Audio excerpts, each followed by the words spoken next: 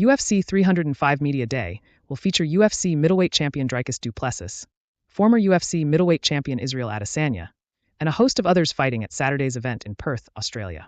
Before you proceed, don't forget to like, hit the subscribe button, and share for more updates on savage fights. Strikeforce BKFC veteran Lumumba Sayers arrested for murder following alleged revenge killing.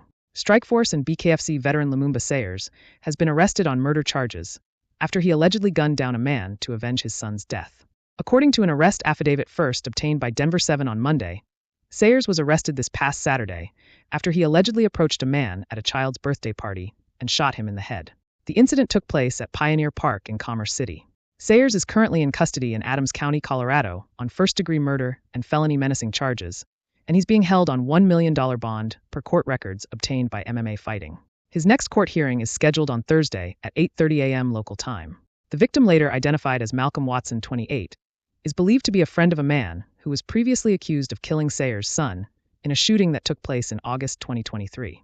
A suspect named Tyrell Braxton was later arrested in connection with the killing of Sayers' son, but charges were eventually dismissed. The arrest affidavit involving Sayers states that this murder was probably in retaliation or revenge, but doesn't detail a further connection between Watson and Braxton. According to the report, Watson was at a birthday party when a witness claimed that Sayers walked up and shot him in the head at close range. Sayers allegedly went back to Watson's body and attempted to shoot him a second time, but his gun jammed. Witnesses claimed that Sayers then took some keys from Watson's pocket and allegedly attempted to plant a gun near his body. Sayers was reportedly despondent following the death of his son, after they both worked tirelessly together on a program to help at-risk youths to avoid violence in the community. The now 46-year-old veteran fought as recently as March when he competed at a BKFC event in Denver.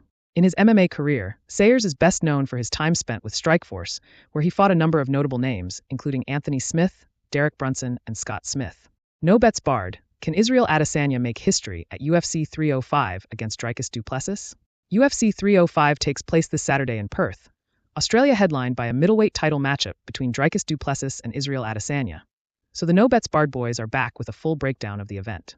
Co-hosts Connor Burks and Jed Meshew kick things off with a wide-ranging discussion on the Olympics, UFC Vegas 95, and some other topics before diving into UFC 305. Can du Plessis defend his title, or will Adesanya become only the second person in history to win a title 3 times in the UFC? Will Steve Erceg or Kai Kara-France reinsert themselves in the flyweight title picture? Can Tai Tuivasa finally bring back the showy celebration?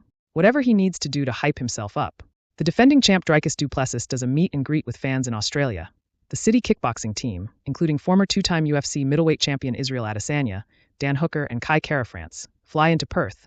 Mateusz Gamrot goes for a walk in the woods. Carlos Prates hits the gym. Steve Erceg spends time with his family. Tai Tuivasa puts in work, plus more. UFC 305 custom fight shorts revealed for Dricus du Plessis, Israel Adesanya. Dricus du Plessis and Israel Adesanya will sport new looks when they fight for the middleweight title this weekend. On Tuesday, the promotion revealed new custom fight shorts for the champion du Plessis and the challenger, 2-time former champion Adesanya, ahead of the main event of UFC 305, which takes place at RAC Arena in Perth, Western Australia. Du Plessis and Adesanya have built up a heated rivalry over the past several months, and it will all come to a head in a highly anticipated main event. Du Plessis defends his championship for the first time since capturing the gold with a highly competitive split decision victory over Sean Strickland at UFC 297 in January. For Adesanya, he looks to become the first 3-time champ in the history of the UFC's middleweight division. The last stylebender returns from the longest layoff of his pro career after dropping the 185-pound title to Strickland at UFC 293 this past September. Robert Whittaker says being really awkward might be Dricus du Plessis' best weapon. Robert Whittaker will be one of the most invested parties in UFC 305's main event this Saturday night. Israel Adesanya blasts privileged Dricus du Plessis. He doesn't understand the error of his ways.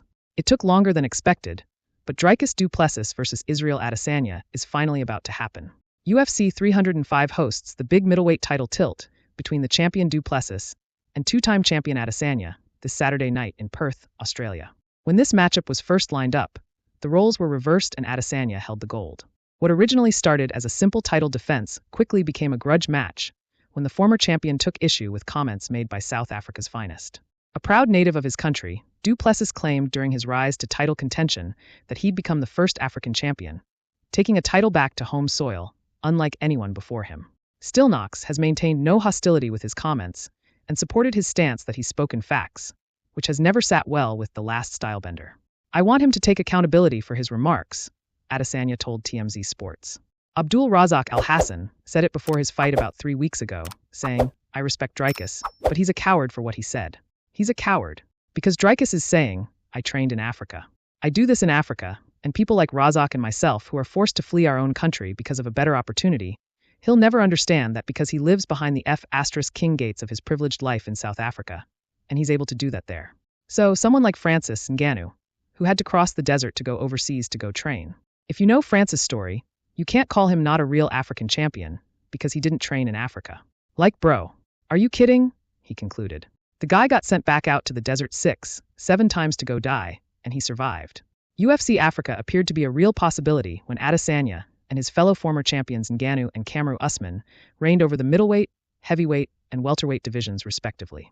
Ultimately, they were all either dethroned or left the promotion.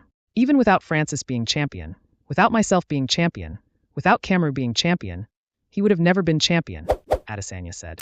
We paved the way for him, and then he comes out there and tries to take it all for himself. What kind of mindset is it that you see 3 African champions, and you're going to be the 4th one? That's a colonist mindset.